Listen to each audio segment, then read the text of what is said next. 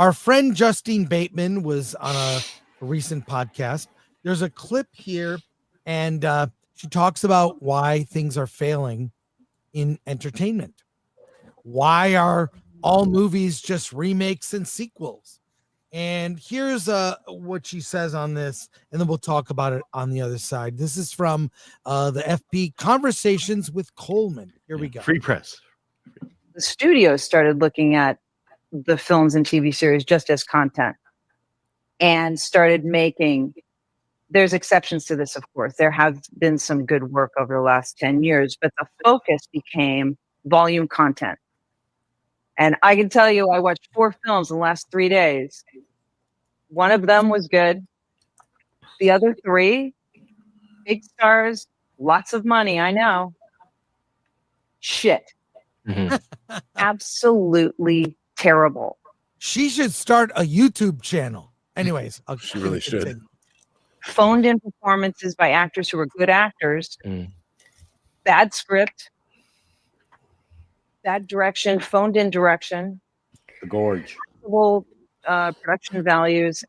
And like, if you're really called to this and you're gifted at this and this is where you're supposed to be and what you're supposed to do, it would rip you up inside to turn in something like that, where it just seemed like, it's not like you swung for the fences and you didn't really make it, but you tried. No, this was like, it looked like you were paid to not care. So, and sorry, the component that relates to what we were talking about, that oppression, the shutdown, they started through all of that behaving a lot more like a corporation than anything to do with making films and series, in that they were very much reacting to the loudest 1,000 people on social media who are committed to being angry about anything. Put a plate of pudding in front of them, they're going to get mad about it. Anything. And I think that is a lot of like intimacy through injury. It's what I call it. Like, you want connection with people, and it's a lot faster to get that connection through conflict than it is through, you know, developing a friendship or something like that. So what do we think about this? She hits on a lot of points. What are your guys' thoughts? Volume over quality ruined Hollywood. The streamers, she's really calling out the streamers. Yeah. Well, the thing about streaming movies is they don't have to earn any money. Right. You know, I mean, when there's no financial return on a film, the traditional, I mean, you're not putting it into the marketplace.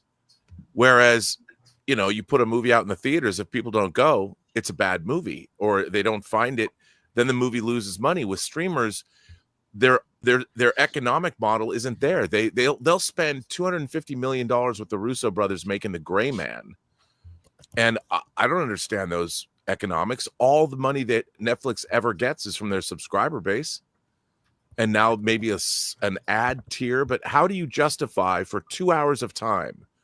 Why would you spend $250 million ever on a movie for a streaming service? Or Red Notice, or whatever it is they're making with these big stars. Yeah. The Gorge. Why would you? At least the Gorge though is more manageable. You know, you had Scott Derrickson did that, but I mean, you have 2 actors in it. Yeah, Gal Gadot, the 2 actors and basically 2 sets until you get down underneath. I mean, it's really, if you think about time, you have 2 hours. Let's call it 90 minutes or 2 hours of time. How much is entertainment worth, and how much are you willing to spend? If you watch Shawshank Redemption, that's 2 hours of time, and you're going to be fulfilled for the rest of your life. Right. You watch The Gray Man, and it's immediately you won't even remember it the next day. And yet The Gray Man costs $250 million. Why are the streamers spending this kind of money? It's unjustifiable. They're competing because with they have it for stars. I mean, they don't have to be judged by the marketplace, and people will just watch it because it's there. Right. Yeah. Yeah, I'm looking at if you average things out, Netflix 300 million subscribers. What are they paying each? $10 each? Yeah, here I've got the number here. So if you just do a basic calculation, Netflix pulls in $3.7 billion a month. You take half of that for technology and things like that. Right. That's what 1.7 billion, and so you can spend that frivolously on TV shows and making TV shows and making movies. And again, to your point, there's no accountability for it. You make it, it fails or it flops or it does well. It makes and it adds nothing to the cultural side. Like Robert's right. I remember liking The Gray Man just because I like what's face, but I remember it was nothing beautifully of it. made. Gosling. Yeah. I couldn't tell you one scene in it beyond flamboyant Chris Evans, which is all I really remember from it because that's how they marketed it. And the point is there's no stakes, because if you take that $1.5 billion, make a flop, okay, we'll make another one. No one's hurt. Unlike the old studio system, where if your movie flopped, that directly impacts that studio. Right. And so that the incentive to make something great is no longer there. And the people that they hire to make the movies, like it's amazing. David Fincher had a problem getting his movies made at the studios. You'd think David Fincher wouldn't have a problem, but he had a problem. So he goes to Netflix that's happy to have him. So he goes and makes Mank. He makes The Killer. And now he's doing the Cliff Booth movie that Quentin Tarantino wrote. I mean, that's crazy. Mm-hmm. The Once Upon a Time in Hollywood sequel that David Fincher's directing for Netflix. I mean, that's wild. But at least with Fincher, you're getting an auteurist vision. Isn't he doing Squid Games too? A version of Squid Games? He has, yeah. He's supposed to do that too.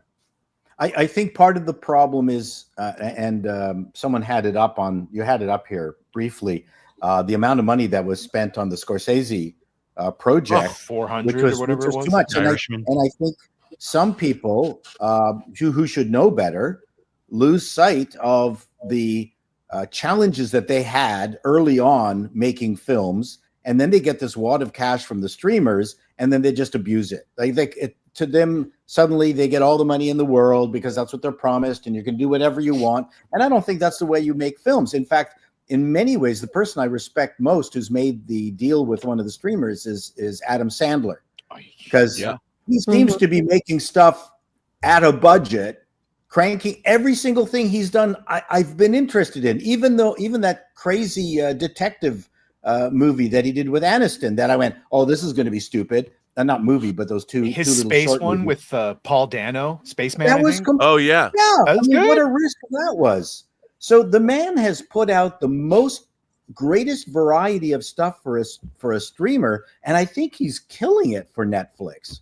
He's responsible. You can see his response that he's responsible. I hated what Scorsese did with the that Apple thing. I went, wow, this is a wank. Oh, Killers of the Flower. This is what a big wank this is. This is not what a good creative person does. They give themselves limits. Mm-hmm. Well, even The Irishman, using technology to de-age all these actors. Why didn't he get actors that were age appropriate and save all that de-aging effects money? He wanted to make a movie with Robert and Joe Pesci. Yeah. Or the fact that it's 3.5 hours long. I mean, yeah, that's the other thing. That's indulgent, if anything. That was a season of television.